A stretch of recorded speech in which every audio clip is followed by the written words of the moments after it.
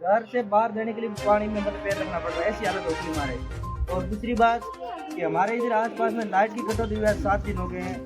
और हमारे इधर जो लाइट वाले लगे हुए हैं, जो कर्मचारी उसके साथ में जुड़े हुए हैं, वो भी मतलब तन मन से उसमें काम कर रहे हैं, लेकिन उसका भी प्रयास विफल हो रहा है क्योंकि एक लगाते हैं और लाइट तार गर्म हो जाता है, फिर कहीं से टूट जाता है, फिर कहीं से टूट जाता है, ऐसी हालत हो गई है। लोगों को खाने के लिए नहीं है, राशन पानी नहीं है।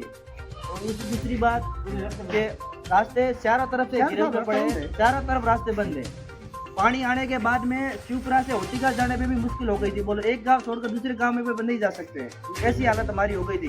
अब और दूसरी बात कि अगर ऐसी स्थिति में हमारे गांव में किसी की मतलब गर्भवती महिलाओं की कुछ भी अगर ऐसी डिलीवरी बनती है तो वो महिला कहाँ जा सकती। बोलो ऐसी स्थिति हमारे गाँव की हो गई है। आप कुछ कह नहीं सकते, मतलब जितना कहे उतना कम है हमारे लिए यहाँ पर। और दूसरी बात, यहाँ से रेबारी की गड्डी, ग्वालियर की गड्डी और पोलियो की गड्डी और होतिका पंचायत मुख्यालय तक जाने में भी हमारे को समस्या का सामना करना पड़ रहा है। दूसरी बात तो क्या सर, और दूसरी बात कि खेतों की फसलों आप देख लो पूरी तरह से क्षतिग्रस्त हो गई है, नष्ट हो गई है।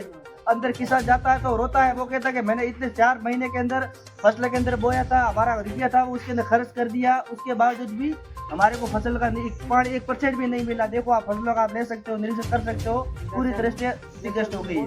प्रशासन या कोई नेता लोग आप नहीं, फिलहाल हमारे इधर कोई नहीं है। एक दिन आए थे, थोड़ी देर पहले आए थे, 2-3 दिन पहले आए थे, तेजी पटेल साहब आए थे, उन्होंने जायजा भी लिया है, उन्होंने जितना अपने हो सका उतना करने का वादा भी निभाया है। और हम भी उनके लिए ऋणी है कि भाई वो आकर हमारी समस्या को छोड़ा था, ऐसी हमारी भी कह रहे हैं। और उसके अलावा कुछ नहीं है। और अभी सर आए, गौरव सर आए, और कोई नहीं है हमारे यहाँ। दूसरी बात कि हॉस्पिटल की विशेष हमारे यहाँ पर हॉस्पिटल होतिका में क्वार्टर बना हुआ है, लेकिन वो क्वार्टर इतना जर्जर व्यवस्था में है कि वहाँ रहने में मतलब अपन देखते हैं तो भी हमको डर लगता है।